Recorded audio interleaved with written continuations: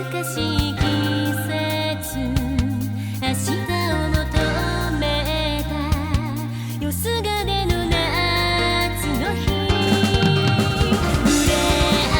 うたびに崩れてしまいそうで何もできないでいた。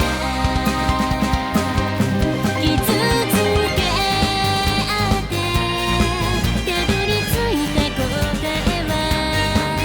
大切に思うだけじゃなく、儚い思いもその苦しみも何もかも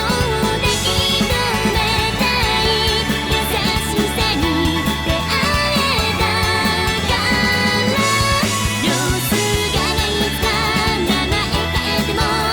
確かめ合えたその意味を変わらず呼びよ絆と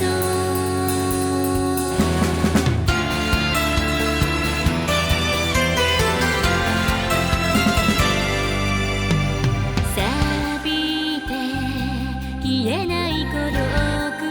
の寂しさを抱いた不器用な微笑み描いたという幸せの中のどこに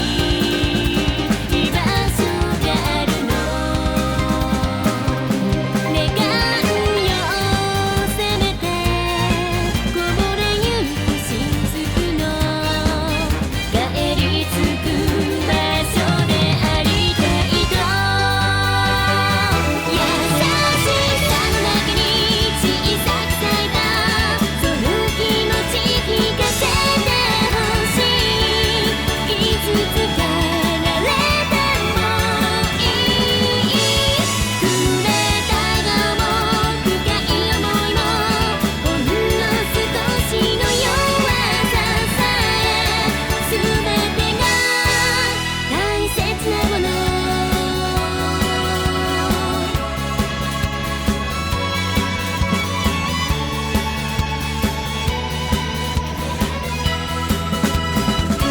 近づいた距離を見渡せたなら今この時この場所から少しずつ歩き出せる。微笑んできっと固い安らがつなぐこの手を導いて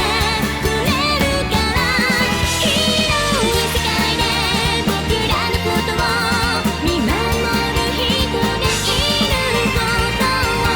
どうしても伝えたくて、淡い空へとつながっている二つで一つの想いを確かに紡いでく。